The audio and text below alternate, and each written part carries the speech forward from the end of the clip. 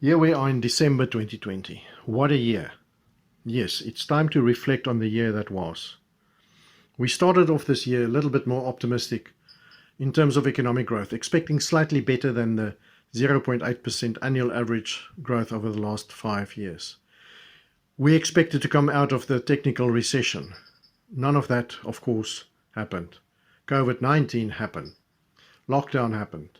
And suddenly we were in a huge disaster, not only in terms of lives lost and jobs lost, and the severe impact on humanity, but also the impact on economics. And as an aside, with respect to people who lost their family members, people who lost their lives and livelihoods, dare I say it was an exciting year for anybody in the financial markets, in economics, to see these trends. What was very clear for me from the beginning was that this would be a V-shaped recovery. The clear example from the global financial crisis was that the economies would recover quite rapidly at the end of lockdowns as lockdowns eased.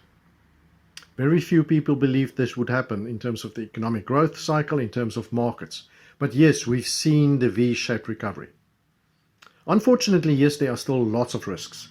We've seen some easing coming through in terms of infection rates in many countries, second and third waves in other countries, and markets have played havoc.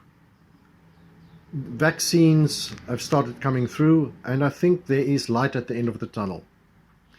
2020, though, will stand out as a year of deep downshift in economic activity. In South Africa, deep negative growth in the second quarter will be followed, by the time you listen to this, the numbers will be out for the third quarter, and I expect a big rebound, showing that V-shaped cycle as well. Nevertheless, growth will still be deeply negative to the tune of -7%. I do expect that rebound that I expect from the second to the third quarter also to happen from 2020 to 2021. Therefore, I expect better growth in 2021. For me, though, the more important aspect is, where are we headed in terms of medium-term economic growth? And yes, we've all been very disappointed by the slow pace of economic reform, policy reform.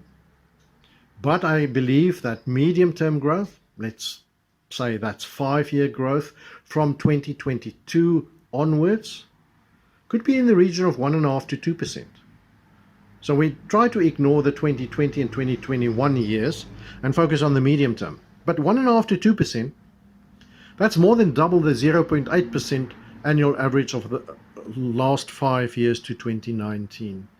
And this is based, of course, on a vaccine coming, Eskom's load shedding easing significantly towards the end of 2021, policy measures already in place, the infrastructure spending program, etc. And all of these will gradually help ease the fiscal constraints as well.